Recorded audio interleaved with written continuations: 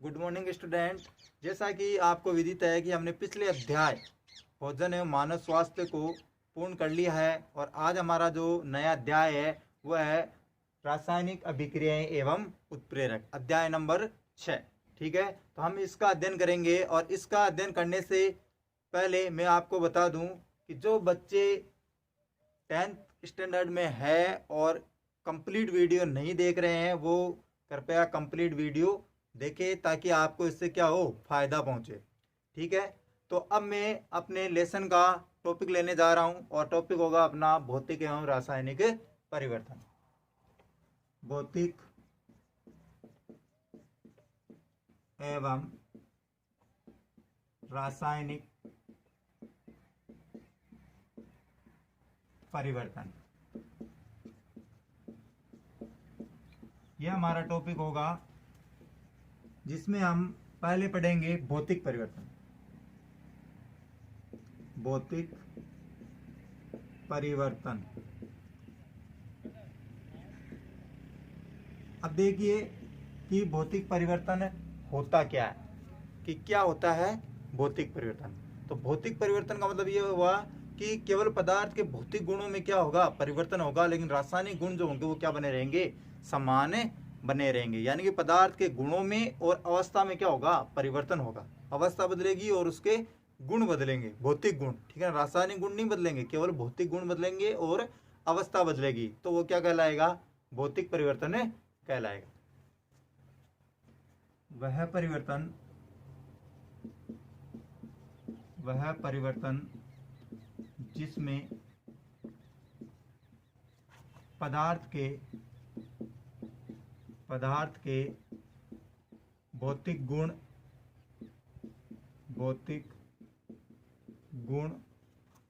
तथा अवस्था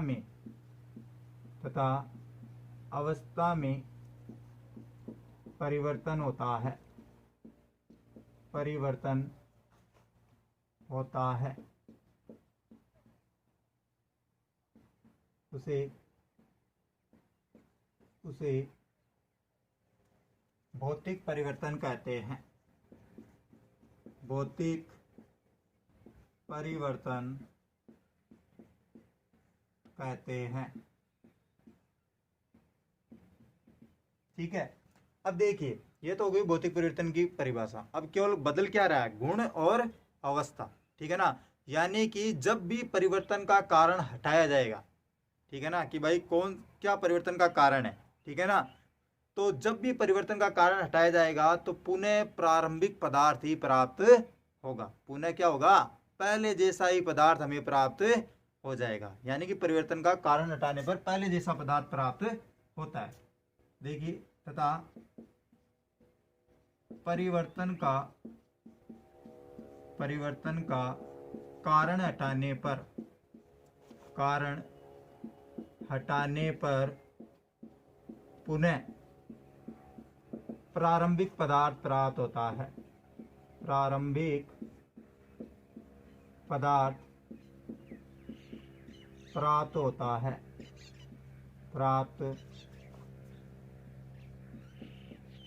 होता है।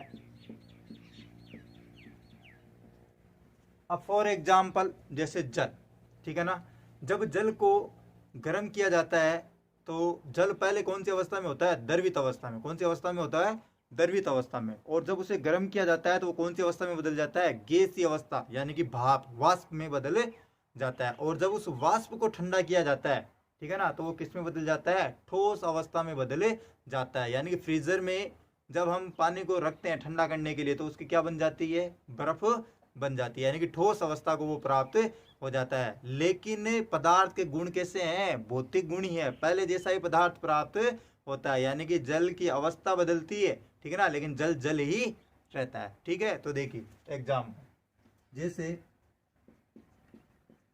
जल, ठीक है, देखिए जैसे मैंने यहाँ पे लिखा H2O, जल का आणविक सूत्र क्या होता है, H2O। ठीक है, H2O। फिर मैंने लिखा यहाँ पर H2O, ठीक है। ये देखिए, और वापस यहाँ पे भी लिखा मैंने H2O। अब देखिए ये तीनों H2O कौन कौन सी अवस्था में है। जो ये मध्य वाला है, ठीक है ना, ये कौन सी अवस्था में है, द्रव अवस्था में। कौन सी अवस्था में है, द्रव अवस्था में, ठीक है ना। ये जो है अवस्था जल की कौन सी है, गैसीय अवस्था। कौन सी अवस्था है, गैसीय अवस्था, ठीक है। और ये वाली जो अवस्था है वो कौन सी है, ठोस अवस्था, सॉलिड, ठोस अवस्था, ठीक है। तो ये हुआ। अब देखिए कि ठोस अवस्था में क्या बनती है, बर्फ। क्या बनती है, बर्फ, ठीक है ना।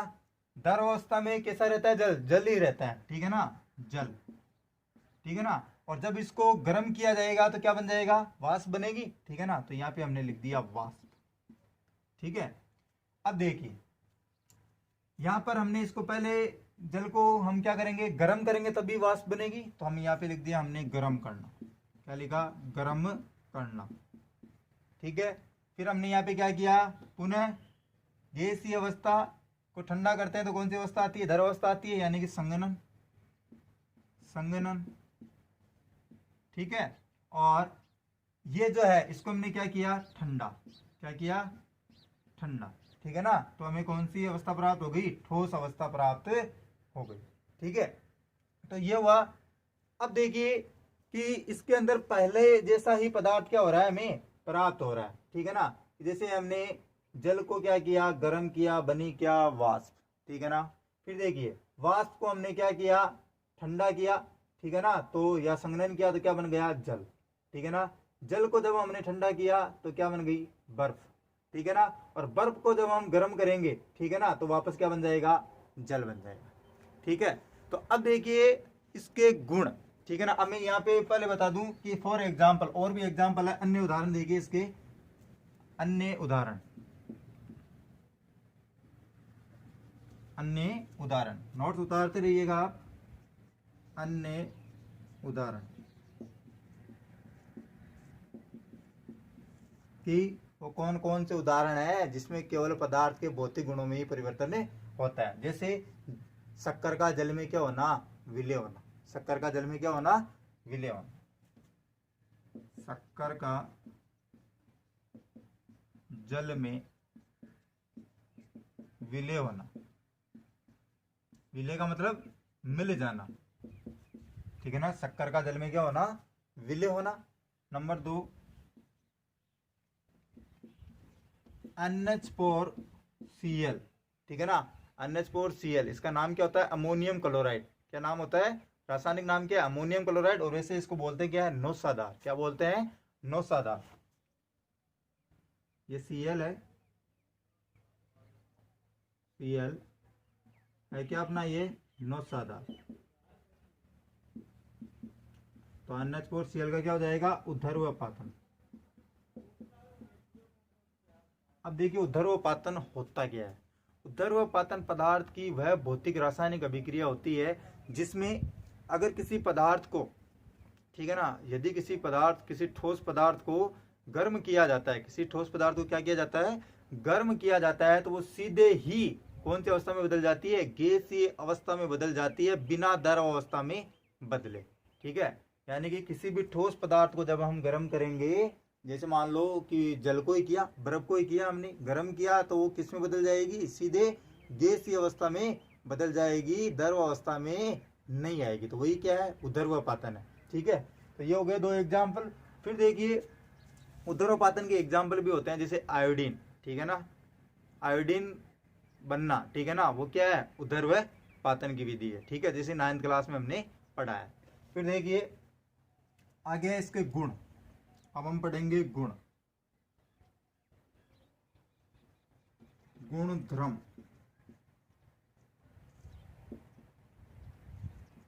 पहला गुण, ये इस एग्जाम्पल को देखने पर हमें क्या पता चलता है कि पदार्थ के केवल गुणों में परिवर्तन होता है ना, तो पदार्थ की अवस्था, रंग और गंध में क्या होता है, परिवर्तन होता है। तो पहला पॉइंट यही होगा कि पदार्थ के गुण अवस्था, गुण अवस्था तथा गंध में परिवर्तन होता है, परिवर्तन होता है। नंबर 2, इसी उदाहरण से निकालेंगे हम सभी, ठीक है ना। दूसरा क्या है कि हमने बर्फ को क्या किया था, ठंडा, तो क्या बन गया था, जल, ठीक है ना। और जल को गर्म किया तो क्या बन गई थी, वाष्प, वाष्प को ठंडा किया तो वापस क्या बन गया था, जल, ठीक है ना। तो पुनः क्या हो रहा है, प्रारंभिक पदार्थ प्राप्त हो रहा है। तो इसमें दूसरा एग्जाम्पल, ये दूसरा गुणधर्म ये हो जाएगा कि पुनः प्रारंभिक पदार्थ प्राप्त होता है, पुनः प्रारंभिक पदार्थ बनता है, पुनः प्रारंभिक पदार्थ बनता है। तीसरा, अब आपको ये जो भौतिक परिवर्तन हो रहा है ये आपको स्थायी दिखाई देता है क्या, नहीं। तो ये कैसे परिवर्तन हुआ, अस्थायी परिवर्तन। कैसा परिवर्तन है ये, अस्थायी परिवर्तन। तो तीसरा हो जाएगा, ये अस्थायी परिवर्तन होते हैं, ये परिवर्तन अस्थायी होता है, अस्थायी होता है।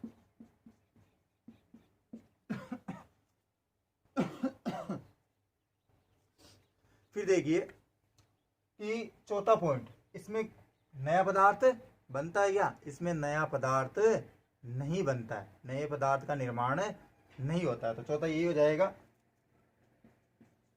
नए पदार्थ का निर्माण नहीं होता है, नए पदार्थ का निर्माण नहीं होता है, नहीं होता है, ठीक है। ये हुआ अपना भौतिक गुणधर्म, ठीक है ना। ये हम गए, इनके भौतिक गुणधर्म हो गए। अब हम पढ़ेंगे रासायनिक परिवर्तन। क्या पढ़ेंगे, रासायनिक परिवर्तन, ठीक है। इसको आप उतार लीजिए, फिर मैं इसको मिटा देता हूं। यहाँ पे गर्म करना लिख लीजिएगा, गर्म करना, ठीक है। फिर देखिए रासायनिक परिवर्तन,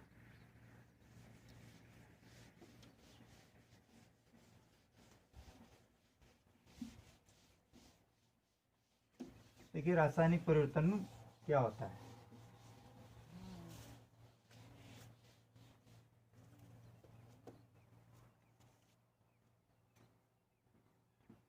रासायनिक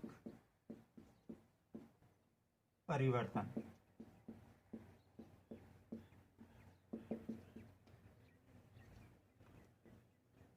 हमने भौतिक परिवर्तन पढ़ा, उसमें क्या होता है कि पदार्थ के भौतिक गुणों में परिवर्तन होता है।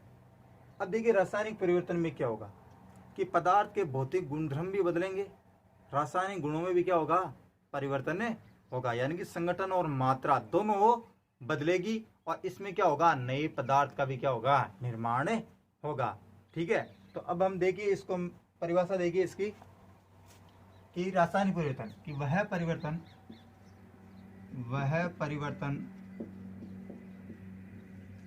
जिसमें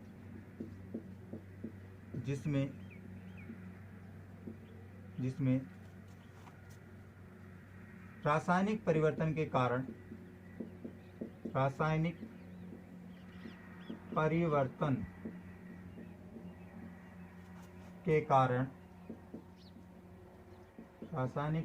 के कारण पदार्थ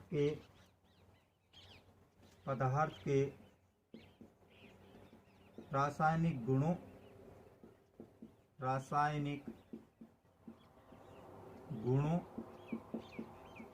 व संगठन में परिवर्तन होता है, संगठन में परिवर्तन होता है, ठीक है। वही क्या कहलाता है, अपना रासायनिक परिवर्तन कहलाता है।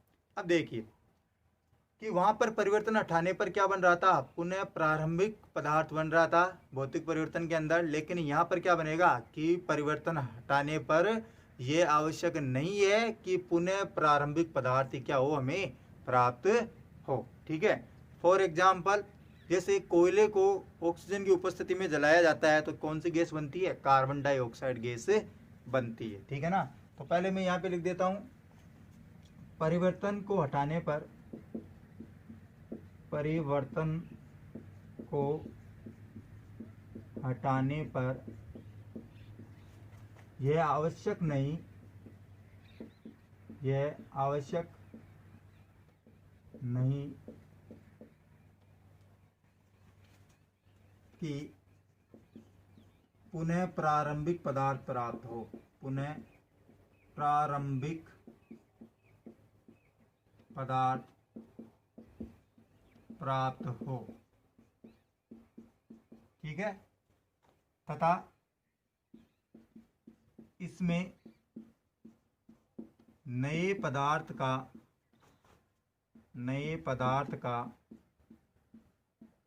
निर्माण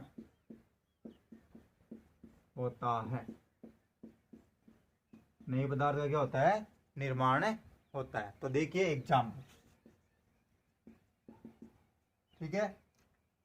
जब कार्बन व O2, कार्बन का नाम यहाँ पे दिया है कोयला, क्या दिया है, कोयला। कोयला कौन सी अवस्था में होता है, सॉलिड अवस्था यानी कि ठोस अवस्था में होता है।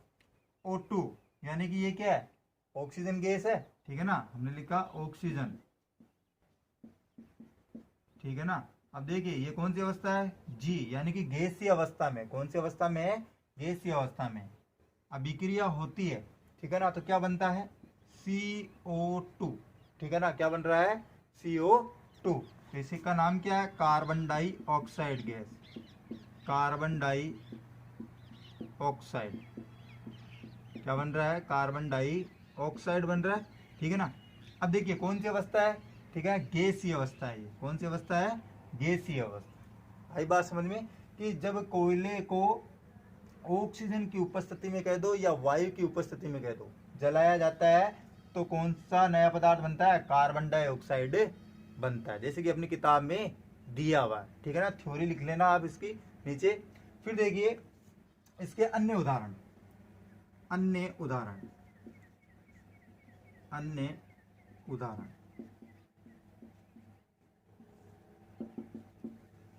बनी हुई सब्जी का क्या हो जाना, खराब हो जाना। एक बार सब्जी बनाई, ठीक है ना, और जब 12 घंटे 24 घंटे बाद में, ठीक है ना, उसको हम खाते हैं, ठीक है ना, तो वो हमें कैसी लगती है, बेस्वाद लगती है। ठीक है ना, अच्छी नहीं लगती। यानी कि बनी हुई सब्जी का क्या होना, खराब हो। बनी हुई सब्जी का खराब होना। हाथों पर जो मेहंदी लगाई जाती है वो एक बार रच जाती है, तो फिर जैसे जैसे टाइम निकलता है, ठीक है ना, वैसे वैसे वो कैसी पड़ती जाती है, फीके रंग की। ठीक है ना, तो मेहंदी का रचना, मेहंदी का रचना। ठीक है ना, लोहे पर जंग लगना, लोहे पर जंग लगना आदि। तो ये हो गए इसके एग्जाम। ठीक है, आई बात समझ में। फिर देखिए इसके गुणधर्म, रासायनिक परिवर्तन के गुणधर्म। के गुणधर्म कौन कौन से होते हैं, गुणधर्म।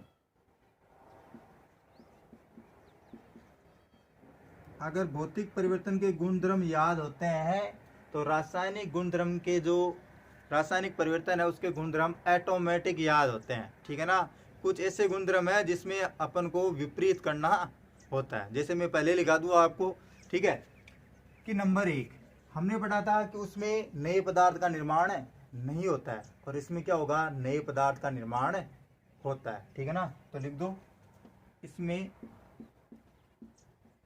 नए पदार्थ का निर्माण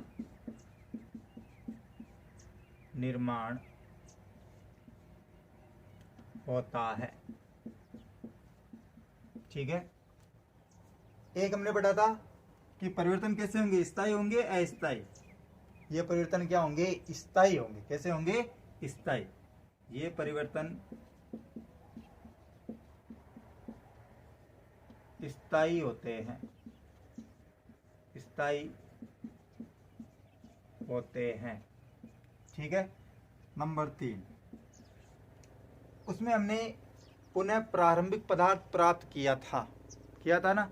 इसमें क्या होगा कि पहले जैसा पदार्थ जो है वो नहीं बनेगा। ठीक है ना। देखिए, सामान्यतया पुनः प्रारंभिक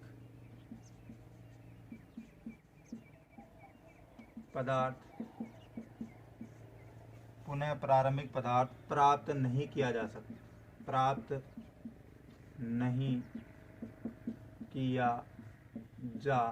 सकता। ठीक है। फिर देखिए नंबर 4,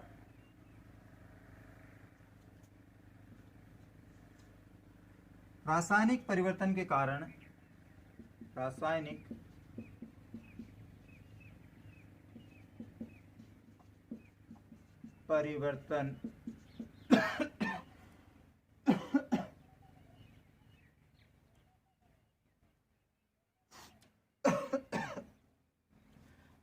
परिवर्तन के फलस्वरूप बनने वाला पदार्थ। अब देखिए यहाँ पे जो पदार्थ बन रहा है, क्या बन रहा है? Carbon dioxide. ठीक है ना। ये अपने पहले के पदार्थों से क्या पूर्णतया अलग है ना, भिन्न है या नहीं?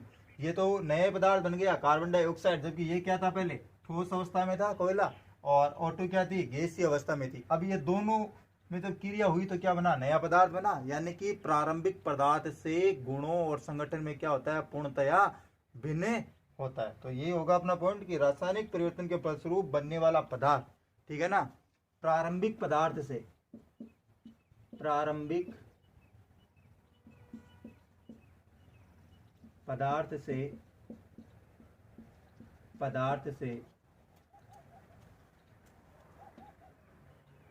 गुणों व संगठन में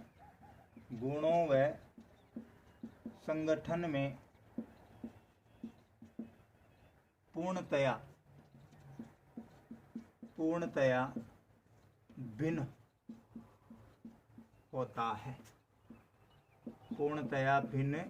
होता है। ठीक है। तो आज के लिए क्लास में इतना ही। हम अगले वीडियो में नए टॉपिक के साथ मिलेंगे, ठीक है ना, जिसमें हम पढ़ेंगे रासायनिक समीकरण। क्या पढ़ेंगे? रासायनिक समीकरण। तो आज के लिए इतना ही। नोट्स उतार लीजिए और वीडियो को पूरा देखिए। एक बार समझ में नहीं आता है तो उसे डाउनलोड कर लीजिए, ताकि आपको नोट्स उतारने में क्या हो? आसानी हो। धन्यवाद।